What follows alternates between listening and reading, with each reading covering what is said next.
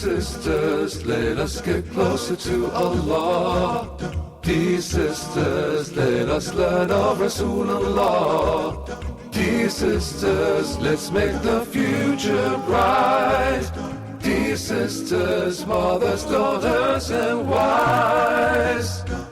Dear sisters, let us get closer to Allah. Assalamu alaikum wa rahmatullahi wa barakatuh. My dear sisters in Islam, welcome to this very special episode of your program, Dear Sisters. Inshallah, we're going to divide up the program into two parts.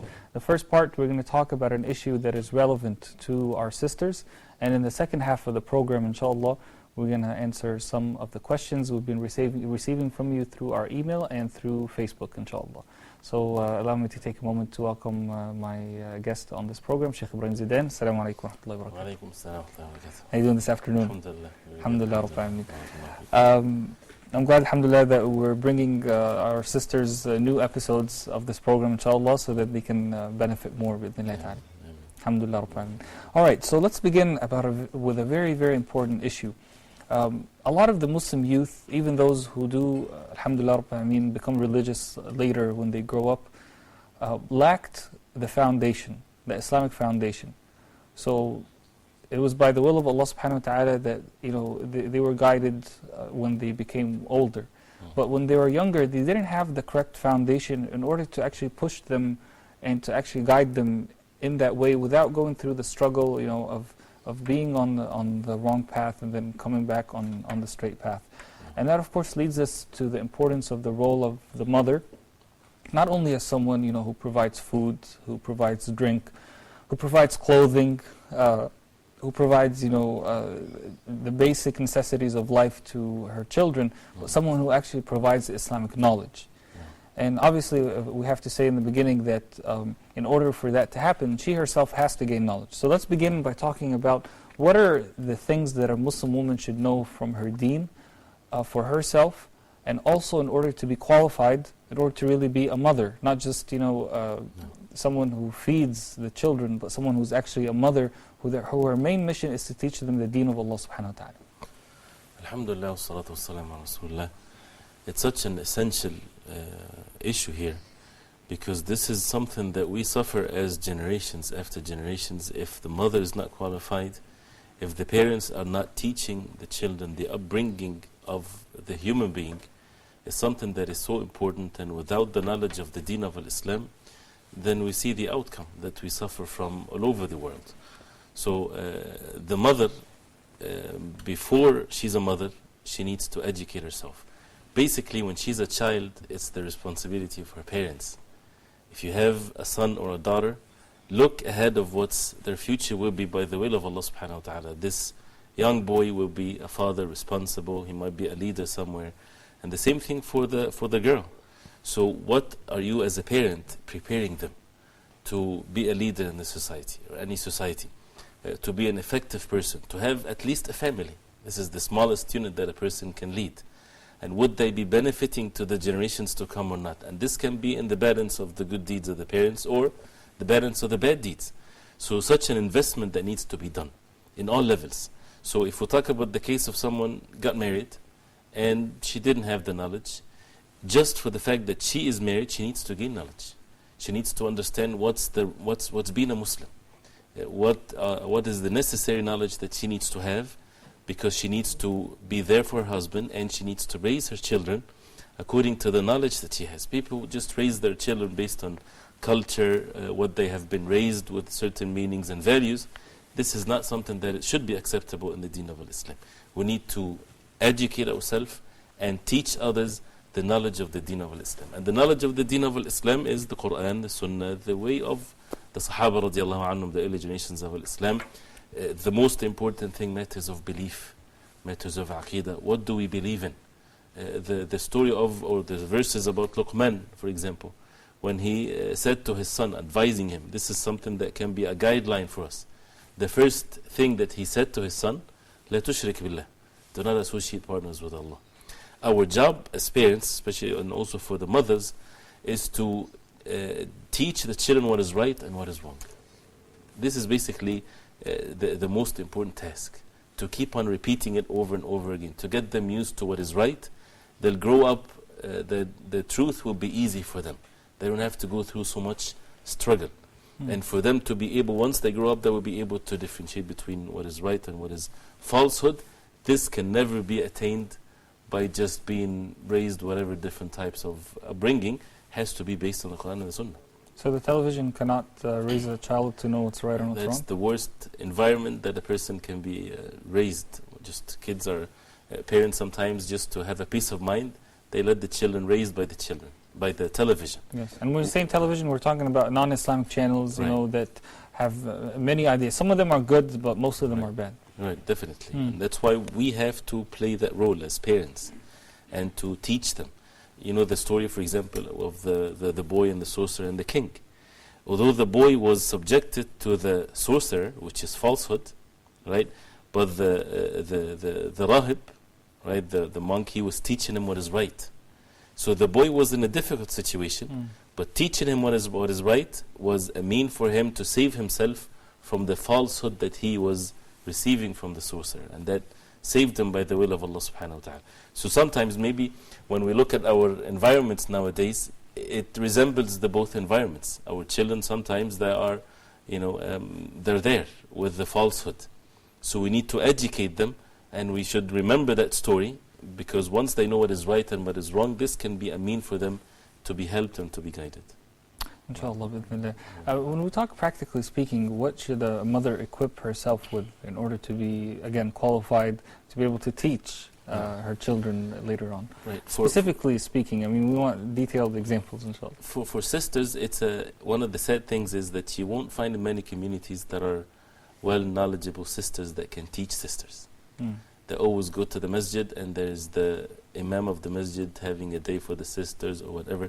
This is good, mashallah, there's no harm. The Prophet ﷺ used to do that. Yes, sallallahu alaihi wasallam. But besides the teaching, there's something that has to do with the tarbiyah or the upbringing, that it needs a personal relationship. Educating, learning, and then, oh, you did this wrong, you did this right. Personal questions, people that they see all the time. And this is how the Prophet ﷺ raised the companions, radiallahu anhum. Or the men, if this is not available, they would go back home and they would do the issue of the upbringing to the family. So for women, and we look in the history of Islam, you would find knowledgeable women, many of them, even Aisha, starting from Aisha radiallahu anha, the wives of the Prophet ﷺ, that the companions of the Prophet ﷺ will come to her and they would learn the deen of Islam from her. And that is from one generation to the other. Many of the scholars of the deen of Islam, you would find in their biography, their teachers, women, with the proper etiquettes behind the hijab and so on, but they were knowledgeable women in the religion of Islam, knowledgeable about matters of the deen of Islam, aqidah, fiqh, and so on. Where is that today? Where is that among men, and of course among women? So something has to be done from all different levels, from the levels of those who are in charge of communities, to make this important for the girls when they're young, to teach them, we need to have ulama from women, that they can deal with women and so on. And if this is for example, people, those who are leading communities and so on, but on a personal level, learning the basics of the deen of Islam, that it's not permissible to live your life without knowing it. Aqidah, tawheed, the matters of fiqh that you need on a daily basis, how to make salah, what is halal, what is haram, depends on the environment that you're in. If you're in an environment where there's so many doubts are being spread and mocking the deen of Islam or saying things like this, you need to educate your children also about these types of issues. Aqidah will be something that needs to be stressed more and more.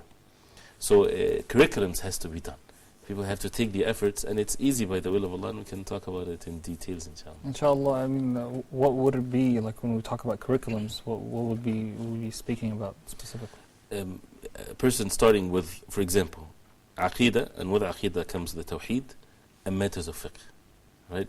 If a book can be studied from both sides, a simple book, something of course that has to be studied from a sheikh, from someone that is well knowledgeable. There are many means now through the internet or lectures or tapes or whatever, getting to know what are the basic beliefs, learning them. What does it mean to believe in Allah subhanahu wa ta'ala? What do you have to know when it comes to believing in Allah subhanahu wa ta'ala? Many people, they do not know Allah subhanahu wa ta'ala with His names and attributes. learning that and passing that on to the children in an easy way. When we talk about the names of attributes of Allah subhanahu wa ta'ala, I've heard from some sheikhs, what they say is it's better not, especially at a basic level, not to talk too much about the names of and the attributes of Allah subhanahu wa ta'ala, especially the attributes, especially like the physical attributes of Allah subhanahu wa ta'ala. What we would say, in the English language would be the physical attitudes. And the reason they say that is because they say we should focus on trying to get ourselves better, and that this issue can cause multiple division in the ummah, and you have different groups, or you call different sects, or different understandings of this issue that can cause more division and therefore more harm than good. What would you say to that? There's some truth in this, and there's some things that are wrong. For someone that is young, we need to explain to them what they can comprehend. So for them to get to know Allah subhanahu wa ta'ala with His names and attributes, it's very important. But when it comes to the attributes of Allah subhanahu wa ta'ala that can cause into their minds to have some resemblance of the human attributes or things of that nature, yes, maybe we can delay that subject till later. But everybody needs to know that Allah subhanahu wa ta'ala is the most merciful, the all knowledgeable, that He's all watching us, and children would ask questions anyway. And how is He seeing us? And but stressing it from the where's very Allah? beginning. Where's Allah? What would you say to that? Yes, Allah, as the Prophet ﷺ, when he asked the young girl, and this hadith in Sahih Muslim, it's a valid question. Actually, we need to ask our children, where is Allah? They should never ever say Allah's everywhere. He's everywhere with His knowledge and power and so on. There are some songs with that meaning. I mean, some nasheeds, with that meaning that Allah is everywhere. This is against the proper aqeedah. This is against the proper belief. The Prophet ﷺ, when he asked the young girl, where is Allah? She pointed and she said, fi sama', in the heavens, meaning over the creation, over His creation, subhanahu wa ta'ala. And the Prophet ﷺ said that she's a believer as a result of that. So we need to teach the children these types of things. And they would ask questions anyway. So we always tell them, لَيْسَ كَمِثْلِهِ شَيْءٍ وَهُوَ السَّمِيعُ الْبَصِيرُ. Nothing is the like of Allah subhanahu wa ta'ala, and He's the all-hearer, the all-seer. And we need to always, their actions being linked to the attributes of Allah subhanahu wa ta'ala. Ask Allah subhanahu wa ta'ala. He hears you, He sees you, and so on. And we know the many stories of how to train the kids to be aware and to be a watcher of Allah subhanahu wa ta'ala. See, these things fits the nature of the human beings. I was actually asked by a young child about a hadith of the Prophet ﷺ, and I'm sure you know the hadith says that Allah subhanahu wa ta'ala created Adam ala suratihi. Okay, well, I said that last part in Arabic because I guess that's where the differences of opinions are of what His image means. Is it talking about Adam's image? Is it talking about Allah's image? Is it talking about the person? Because this comes in a hadith where avoid hitting a person on the face. So would it be His referring to that person?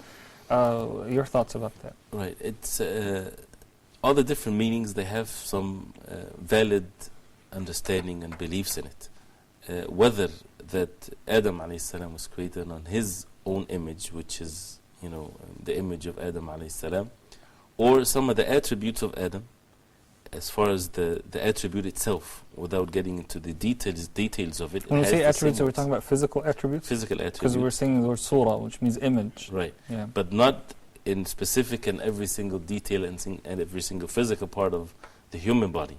Right? Because we know that Allah subhanahu wa ta'ala has hands and so on. But we always say that this is true, but only to use what is mentioned in the Quran and the Sunnah when it comes to the specifics. So for example, if a human being, they would have hands and fingers, we cannot go to that extent because we don't have anything in the revelation that talks about since there is hands, then there is nails, for example. Right? I'm talking about nails, for example. If nails is not mentioned, then we don't say anything about it. It's a matter of unseen to us. And the only way that we get to know the unseen is through the revelation from Allah. But people, they would call those who would say this, that you are basically mujassima, or you're trying to give an image to Allah subhanahu wa ta'ala, physical image. This is definitely not the case. We're just approving or confirming what Allah subhanahu wa ta'ala said about Himself, without resembling that to any of the attributes of the human being, without denying it. Otherwise we would fall into denying something that Allah subhanahu wa ta'ala mentioned in the Quran and the Sunnah. But to the level of the children, of course, We need to get them to know Allah subhanahu wa ta'ala with His names and attributes without getting into the false sects. They said this, so we refute this by this. You don't confuse the child, you just teach them the truth. And by their nature they'll know. That child was asking me, does Allah look like us? Right. So of course we would respond and say, no, of course not. And then he mentioned that hadith. Right. No, because Allah said, nothing is alike of Him. So anything that comes into your mind, it is not, it's definitely something that is not the case whatsoever. And this is something that we need to, it's a way to teach them how to understand the Quran and the Sunnah of the Prophet ﷺ, and how to have the Now let's move to the issue of fiqh, because I think that's one of the most important issues, especially relating to women and to young people. I remember one scholar saying that the pillars of Islam are 1/5 of fiqh, or 1/5 of fiqh, and he was wondering, he was saying, how much of that 1/5 do we know? No. So in reality, how much do we know out of the fiqh in Islam if we don't even know maybe 10 or 20% of the 1/5? But also before that, I want to kind of make a transition between aqidah and fiqh, as we were saying. I heard someone say once that we shouldn't talk too much about aqidah and we should talk more about fiqh. And the reason he said that is because he said, when he said that, he didn't mean just to not talk about aqidah, but what he meant is, if we have questions, we shouldn't be asking questions about aqidah, rather we should be asking questions about fiqh.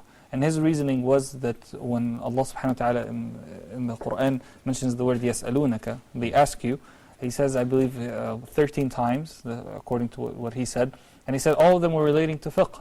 He said, when we're talking about Muslims, when Muslims were asking the Prophet ﷺ, they were asking about fiqh, they weren't asking him about aqidah. What are your thoughts on this issue as we transition from aqidah to fiqh, the other pillar of the foundation of a Muslim child? The aqidah is basically the unseen. And that's why the unseen is something that is so unlimited. We don't ask, we learn. We learn what is our aqidah. So it's a valid question to say, what is our aqidah? What is our beliefs?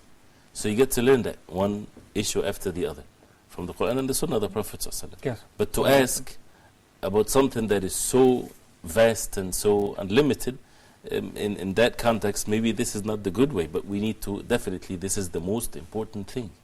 This is the foundation of the deen. And when we talk about aqidah, it's not just about matters that are unseen to us, like the angels and so on. It's our aqidah, our belief when it comes to the Quran, to the Sunnah, to the companions of the things that the Ummah split on.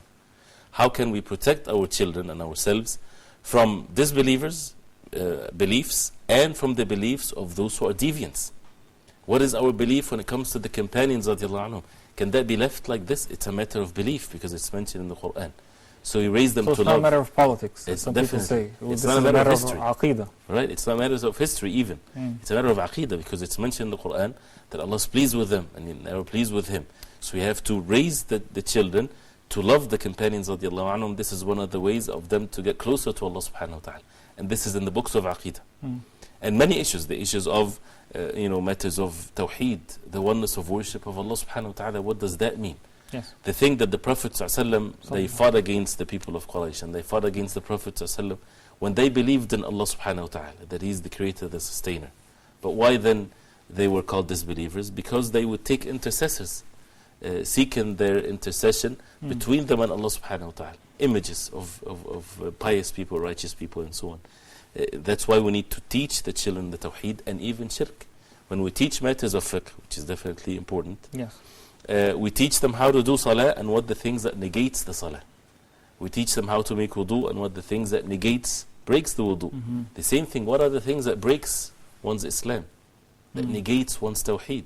They need to learn that. You keep repeating even to them that this is the truth and this is falsehood. This is truth and this is falsehood. So that they would always love the truth and they would stay away from what is falsehood. And the issue of we should not talk too much about the aqidah because it brings split to the ummah. Our job is not to unite the ummah. Our job is to hold fast to the truth. This is a very important point. Definitely we would love the ummah to be united. But what if it's united on falsehood? Then everybody goes to the hellfire?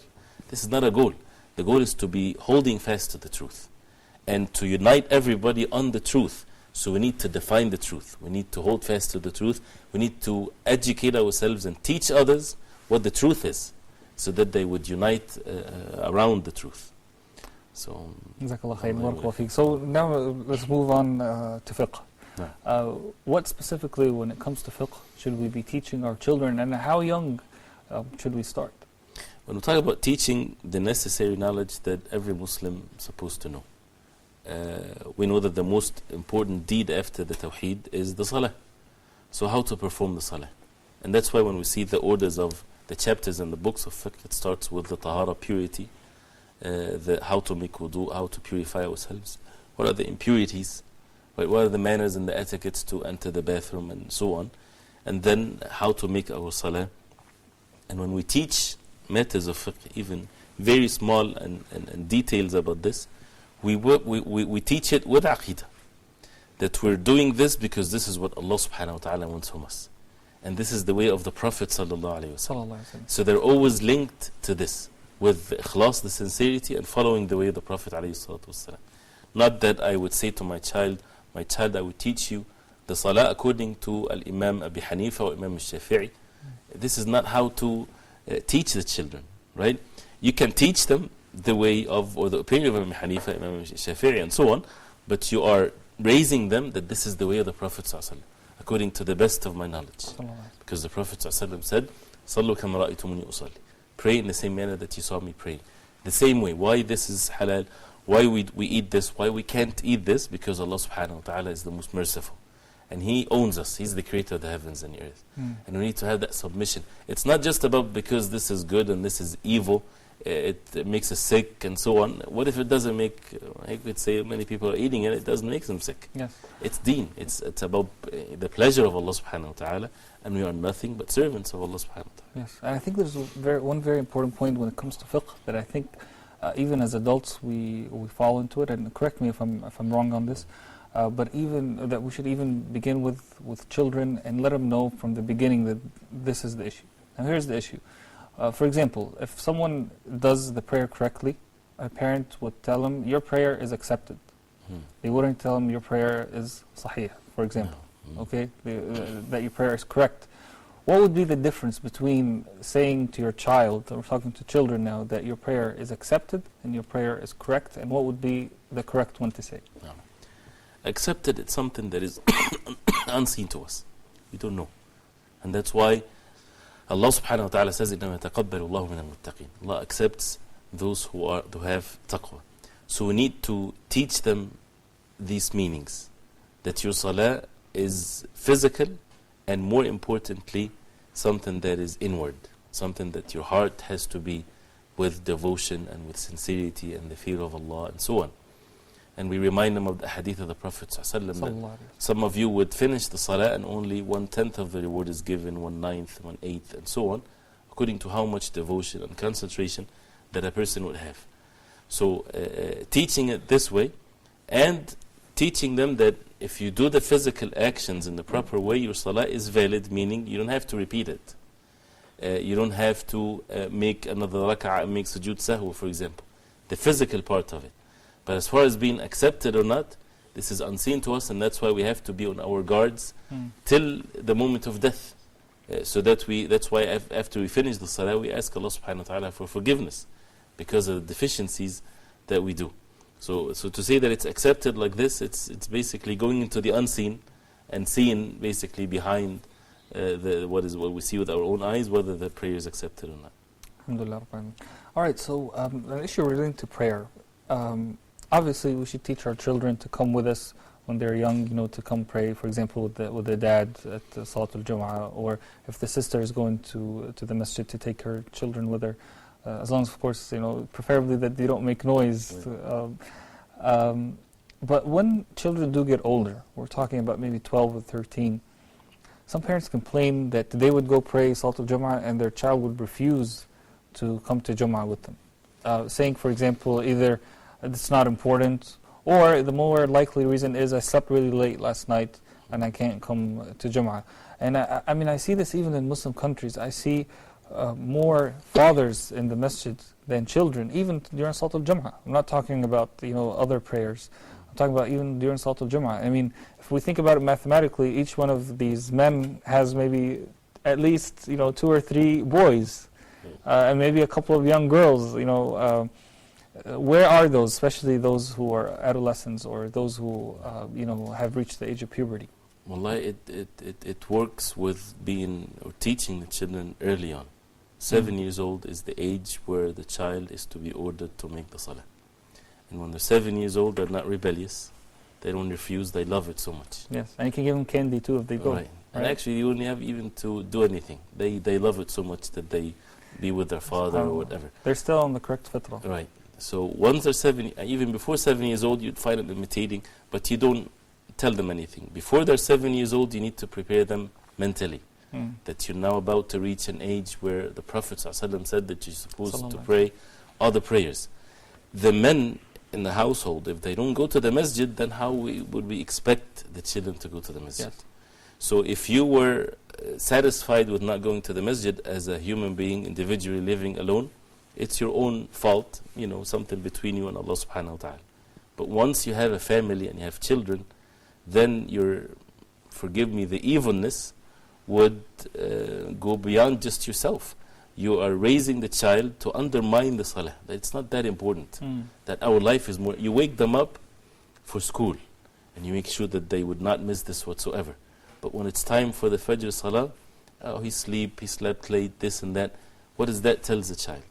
You're basically bringing the child that salah is not important. The purpose of life becomes disturbed into the minds of the child. The most important thing is the deen. The thing that drives us, makes us stand and sit and walk and eat is the deen of Allah, the religion of Islam. So when the father goes to the masjid and he takes the child and he even tells the people, the community in the masjid, that my child is about to be 7 years old. So when I bring them, I want you to encourage them. And I want you to make them feel that they are important and don't just ignore them. That makes a big difference to the child. You can even do some little things, as some of the ulama, they said.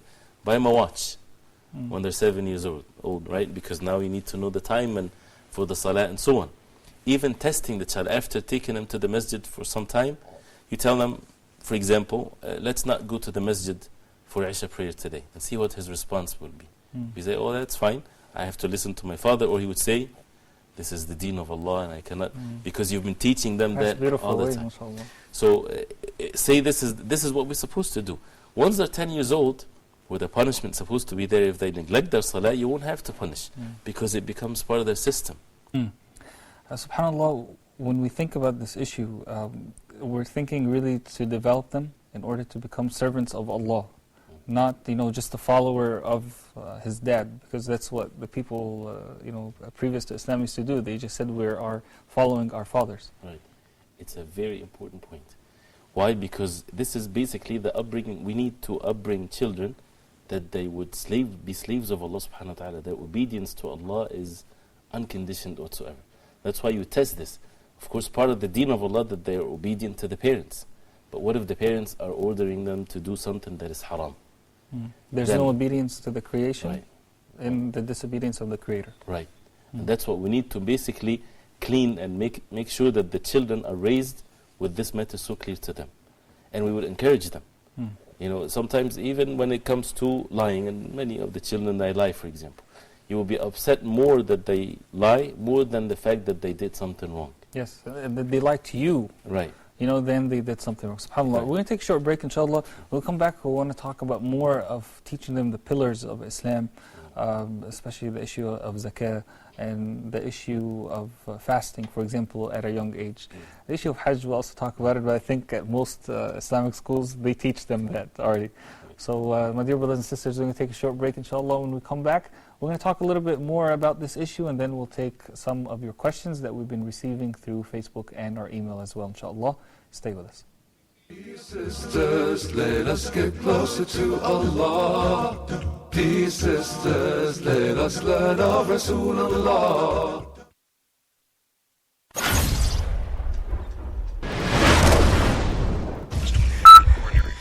Whispers of Satan, desires, peer pressure, leading you to a dead heart.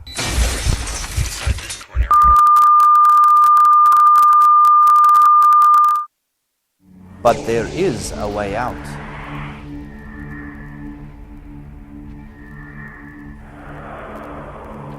Living Hearts.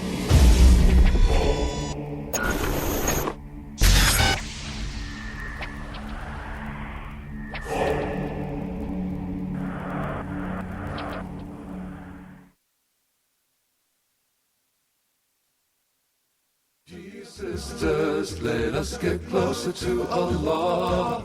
Dear sisters, let us learn of Rasul. Assalamu alaikum wa rahmatullahi wa barakatuh. My dear sisters in Islam, welcome back to your program, Dear Sisters. We are continuing, inshallah, to talk about the ways of teaching our children the deen of Allah subhanahu wa ta'ala at an early age.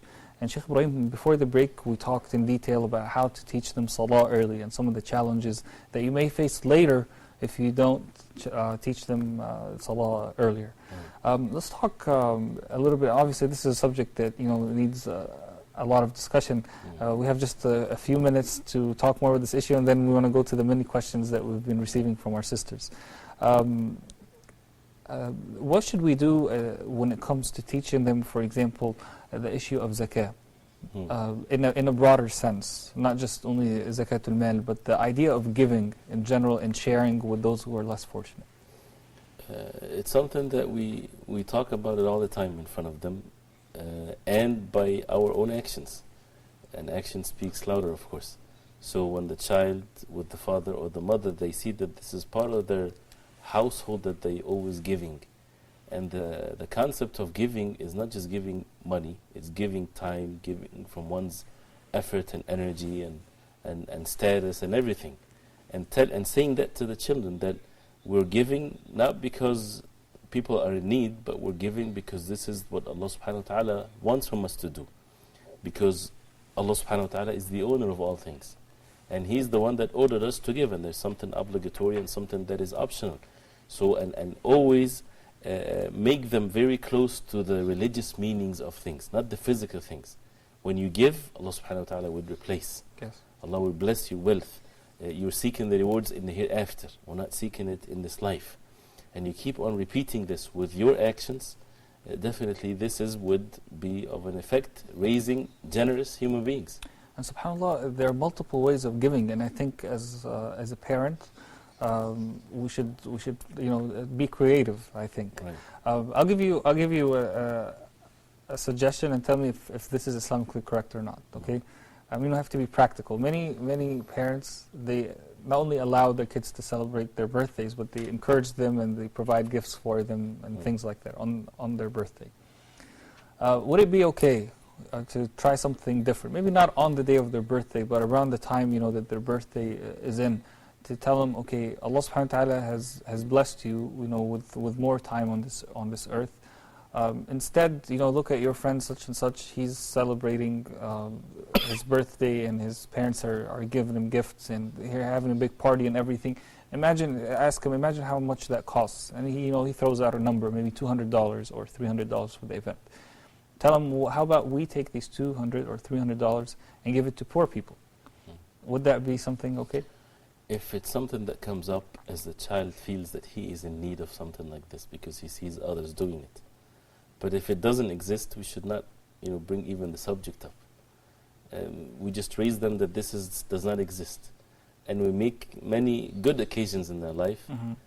But if it's an environment where the child would see this and why I'm not having this, and while others are having it, mashallah, this can be a good thing without having a celebration, of course, or anything of that nature. Yeah. And giving them to give charity, even giving them from their allowance. And tell them, buy something for your friends.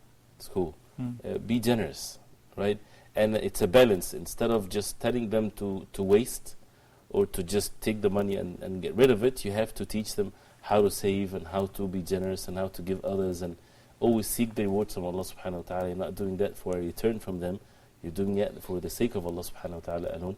So the husband can have more than one different venue of giving charity by giving the wife, and she gives charity. She gets reward and he gets rewards. Giving the child and he gives charity. Both get rewards. And so on.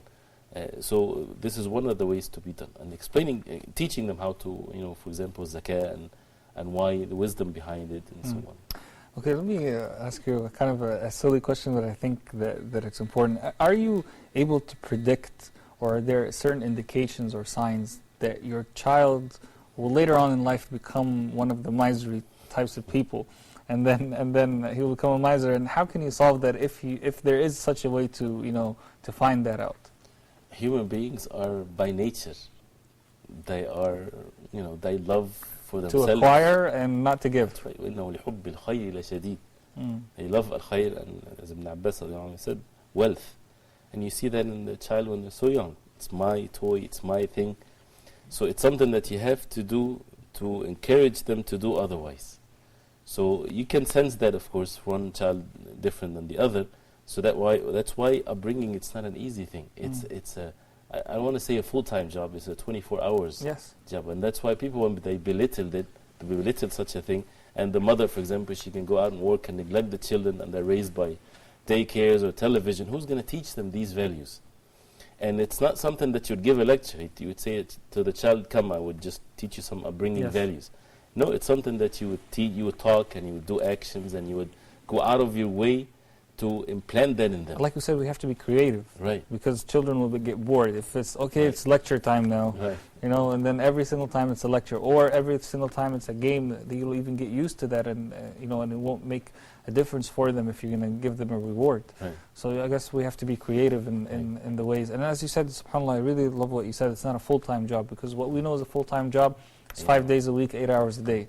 But a 24/7 job, and I think any mother who's watching us from, I don't even want to say from birth, but from pregnancy, she begins to realize that. And one of the very important things is the dua. Because you can teach and you can say and you can do whatever you want. Yes. But guidance is in the hands of Allah subhanahu wa ta'ala. Yes. So the dua, making sure that your money comes from halal. There's no haram in the household. All of these things affects the upbringing of the children. So a child being raised with halal money, no haram penny enters your household, and you're making dua, and you're focused on raising them and teaching them what is right and what is wrong, by the will of Allah, never fails. بإذن الله تعالى. No. بإذن الله تعالى. All right, let's switch gears just a bit in this last, about 15 or 20 minutes of the program, inshallah. Let's take some questions that we've been receiving on Facebook. A lot of questions, mashallah, coming in for you. When they know Sheikh Ibrahim Zidan is here, then especially the sisters, they send in a lot of questions. So, alhamdulillah, Rabbil Alameen. Sister Momina says that she's engaged to someone. She says if it's okay to talk to him with her parents' knowledge. Engaged meaning it's nothing but a promise to get married. So engagement has nothing to do with making what is haram halal. There's still, the relationship is a haram relationship when it comes to be alone, or taking off the hijab, or whatever there is. So and since the engagement in Islam is a promise to get married, it's permissible for them to see each other and to meet in the presence of the mahram, just to see whether they would go forward and do the marriage or not. Once they make the decision, they see each other, they talked in the presence of the mahram, and they said, that's it, yes, we want to go forward, and the marriage will be at such and such date. There is nothing whatsoever permissible between them. Actually, it's very dangerous to go forward. Somebody might say, but I didn't know the person well. Then get to know them. Get to know the things that you need to know without having to see them first. Because once this time of engagement, people basically, I don't want to say fake, but they don't show their real nature because they're not living together yet. So you would never get to know the attributes of the person by seeing them more and more. You would get to know that by asking about the person, whether it's among the religious people, among those who are righteous in the masjid and so on. But anyway, they are strangers to one another. So unless there is something very important for them to know, then they should be away from each other till the day where they do the marriage contract, because they already decided that they would get married. Barakallahu feek. We have another question from Sister Saydin. She says, what is the Islamic ruling on poor Muslim women, like in the Philippines or Indonesia, who work as housemaids in the Middle East? Wallahi, this is one of the sad issues and one of the problems basically that are present in some societies, and the ulama, they talked about that. A woman should not travel without a mahram, and should not reside in a place without a mahram, and in a household where there are men grown-up children and so on, and she is a woman, and there is free mixing. This is definitely something that brings many evil. Forgive me for asking, but isn't that, of course it's not the same, we're talking about free women here, but isn't that related to the concept of having a khadima in Islam who could be a slave, or we're talking about something different? That's totally different. Slavery is one thing, and to be a servant is a totally different thing. To be a servant, that means this is basically a job with a salary and so on. Yes. The person is not being enslaved whatsoever, right? So in that case, she is she's on her own. She's not owned by anyone. Yes. So if we take out, I mean, obviously that's the case, but if we take out that part out of it, isn't it kind of the same? I'm talking about the symptoms. As you said, there's free mixing. For example, if there's a need in a household to have someone to help, with the dishes, to someone to help with the cleaning. Sure. And some people may say, for example, that we have good intentions. We want the mother to focus on the actual tarbiyah, the actual upbringing, and we leave the household responsibilities. Actually, having a servant is absolutely fine. It's a good thing. And even some of the ulama, they said this is one of the necessities. For those who have means, of course, is to have a servant.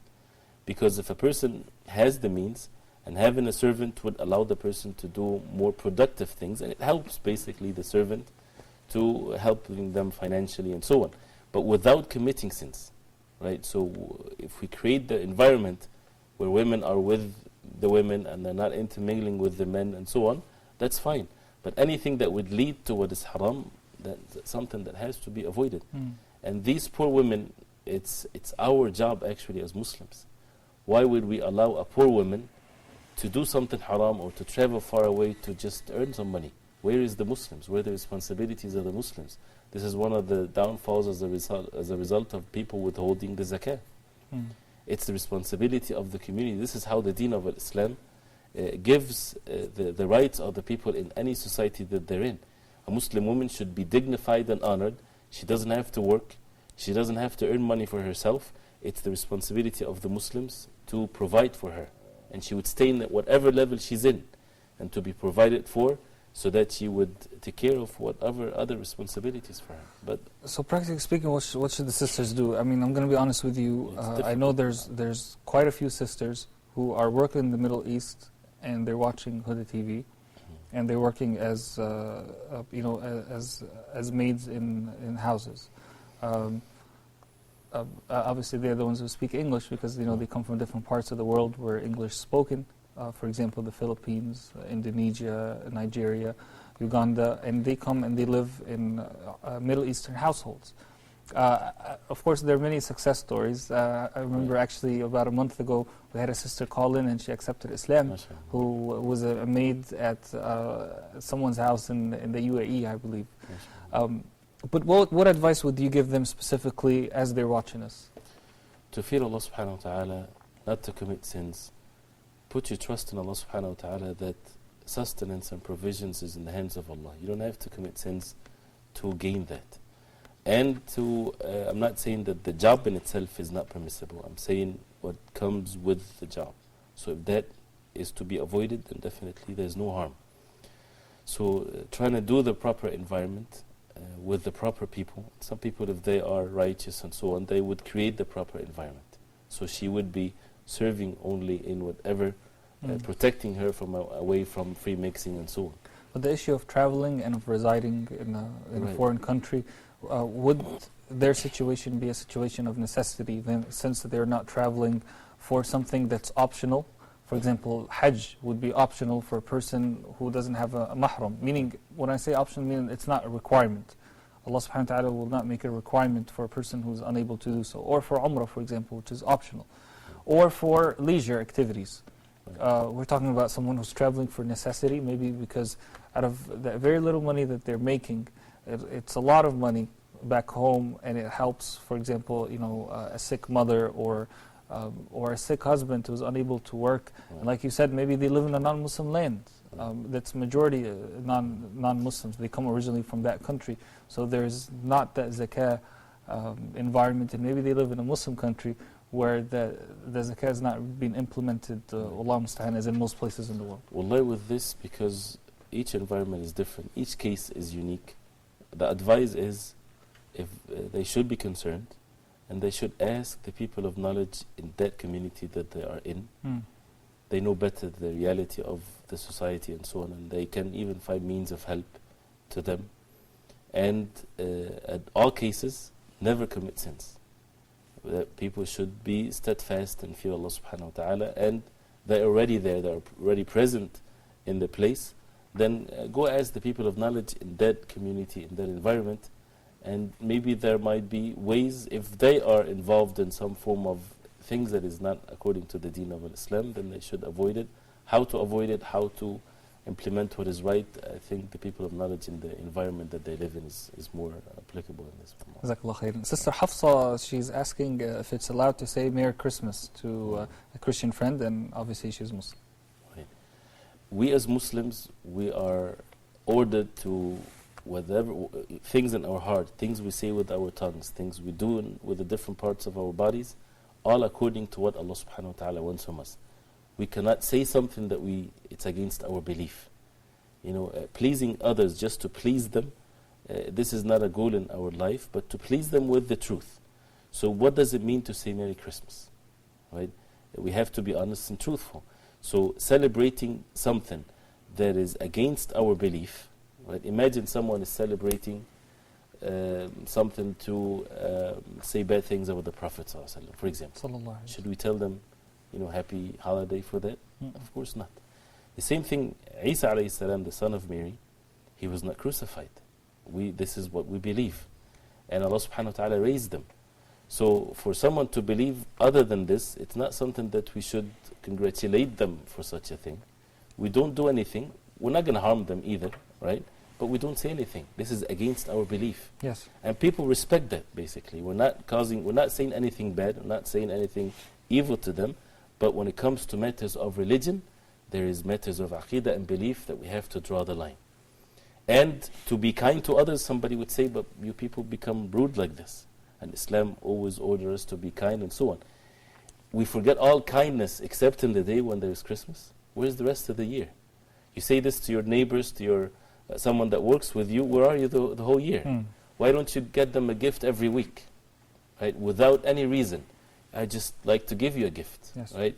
You're nice to the person. You do whatever it takes. Once you are being nice like this, when it comes to these issues, they would never consider that as being rude, because you're already being someone that is decent and nice and so on. So it's a long-term relationship. Right, but the problem is we don't do anything, and we just once there is something like that, we expect it to say something. And words, people are just, forgive me for the expression, but many people, they live a fake lifestyle. It's just about words. Even have a nice day, right? Sometimes I feel that there's no sincerity in saying it. Yeah. You as a Muslim, you should say it in a sincere way.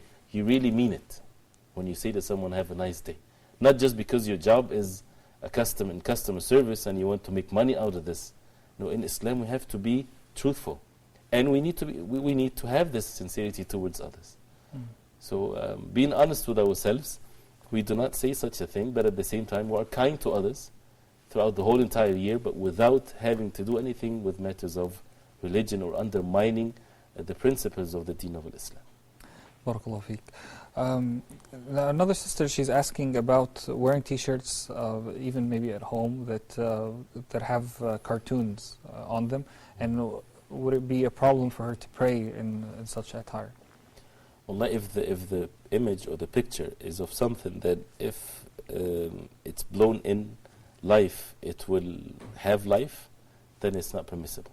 But if it's something that doesn't make sense, it's no image whatsoever, just a hand of a bird and a leg of an animal, something like this, then it's okay, but without this big clear image of something that has a soul.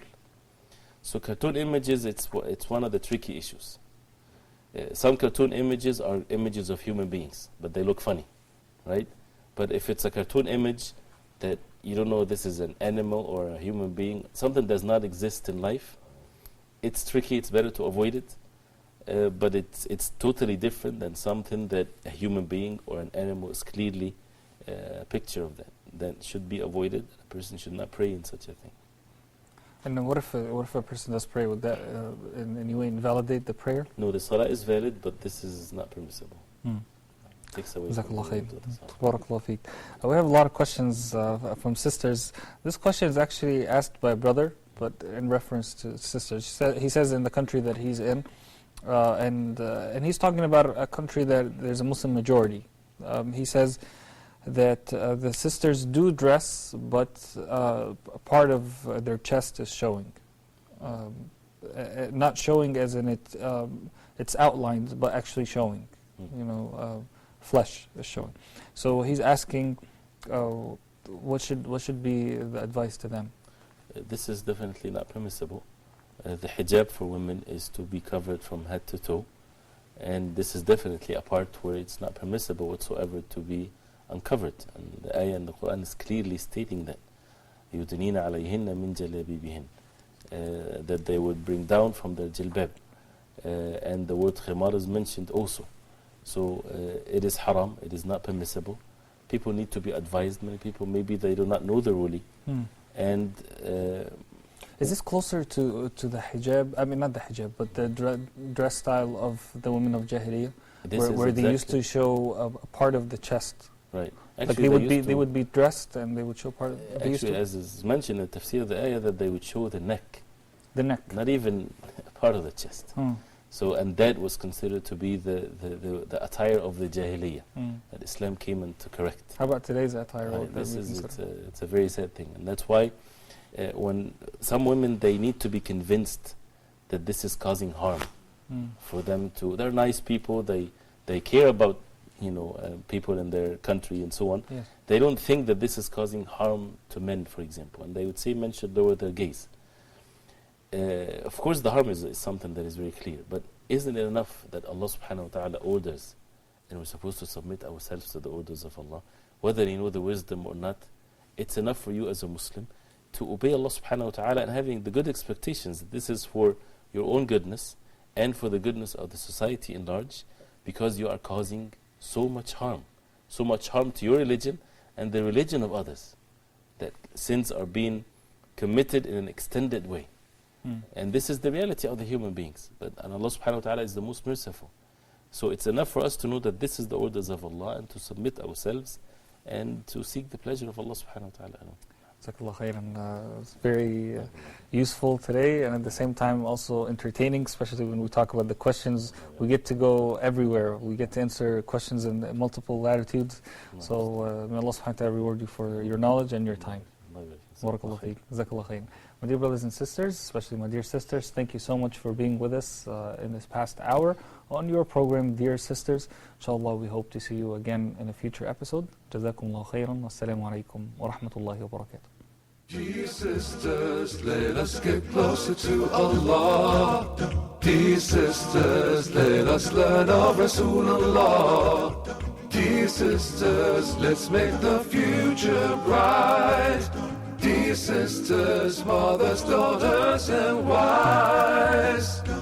Dear sisters, let us get closer to Allah. Dear sisters, let us learn of Rasulullah. Dear sisters, let's make the future bright. Dear sisters, mothers, daughters, and wives. Dear sisters, let us get closer to Allah. Dear sisters, let us learn of Rasulullah. Dear sisters, let's make the future bright. Dear sisters, mothers, daughters, and wives.